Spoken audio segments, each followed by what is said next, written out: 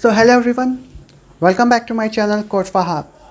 So guys, in today's video I'm gonna talk about a range function. Like what is a range function and how do we use a range function, how do we create a range function.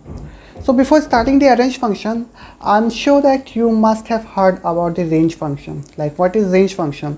So you know that a range function is just a thing which will return you the values within a specified values.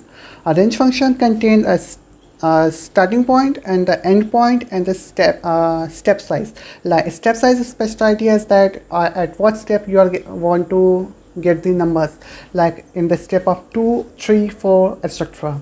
So it will return the values. Let's suppose that I want a value between 1 to 10. So what I will do, I will just pass the inside the range function, I will pass the starting point as 1 and the end point as 11, because if I want to get the values till 10, then I need to pass one extra value. So this is the use of range function. Let's see how do we create a range function. So before starting the arrange function guys, if you have not subscribed my channel, then please do subscribe it and please like and share my videos. Okay, so one demerit of range function is that it does not give you the output with floating points, like floating point number. If you will pass floating point number inside the range function, it will show you error. So for that we use arrange function.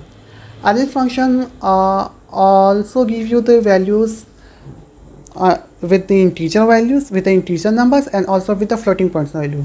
So if you want to get the values within a specified range, either it is integer or floating point, so you just need to pass the starting point, end point, and step size. So this is the way of using arrange function. So let's see that with an example. So I will first import the NumPy library. So import NumPy as NP. Now let's see that. Let's suppose that I want values from 1 to 10. So I will type here np dot, I will use arrange function, arrange, and inside this arrange I'm going to pass the starting point as 1 and I want the value till 10. So I will, the end point I will pass the 11, because you need to pass one extra value if you want the number up to 10. Now let's run this. So here you can see that, sorry, I need to pass here 11. So here you can see that I got all the values from 1 to 10. So let's see if I want the values in a step size of 2. So here you can see that it is giving me the number in the step size of 2, like 1, after it is 1 it is giving me 3, after 3 it is giving me 5, and so on. So this is the use of arrange function with the integer values. Now let's suppose that let's see that what will happen if I will pass here floating values. Let's suppose that I want the values from 0.1 to let's suppose that 6.5. So okay, I'm passing the step size of 0.1. So now it is giving me the correct result. It is giving me all the values from 0.1 to 6.5 within a step size of 0.1, 0.1, 0.2, 0.3, 0.4, and so on. Let's suppose that I want the values in the step size of 0.3. So it will return all the values from 0.1 to 6.5 in the step size of 0.3. So this is the use of arrange function guys. You can also pass the floating values on integer value. And let's suppose that I want to transform this data into a series. So let me also import the pandas library. Import pandas as pd. Now I'm gonna turn this data into series.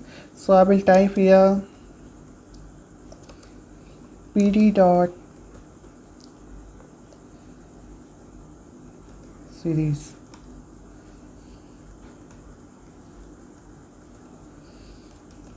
And I will pass here, and please let me assign some variable to it.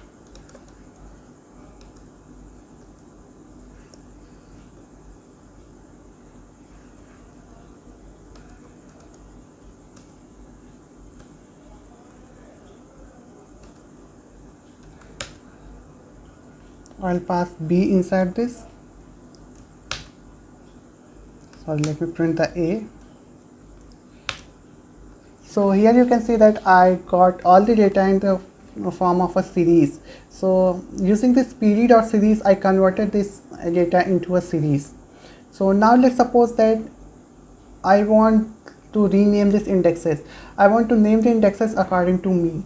So for naming the indexes, for changing the indexes, you just need to pass inside this, put a comma and pass indexes, index, sorry, pass here index and assign whatever index you want to assign it. So let's suppose that, let me just reduce the number. So okay, so here I got it. Now let me rename the indexes. So what I will do, I will type my indexes which I want to give it. Let's suppose I want to be A, B, randomly I am taking any name, sorry. So okay, I have taken all the indexes name. Now let's run this. So here you can see that our index name has been changed. So I changed all the indexes just by using the pd, just by passing the index inside this pd.series. So this is all about the using the arrange function, like how we can create the arrange function, how can I use it arrange function. I'm talking about this function because in the next video I'm going to talk about the date range function, like how do we create a range of dates dealing with the date and time function in the pandas. So there I'm going to use this arrange function. So for that I have told you about this arrange function, like what is this arrange function, how do we create this arrange functions, and how we can manipulate these. So okay guys, this was all about today's video, and in the next video I'm going to talk about the date time series. And so for that, if you have not subscribed my channel, then please do subscribe and like and share my videos, and I'll see you in the next video. Till then, bye bye.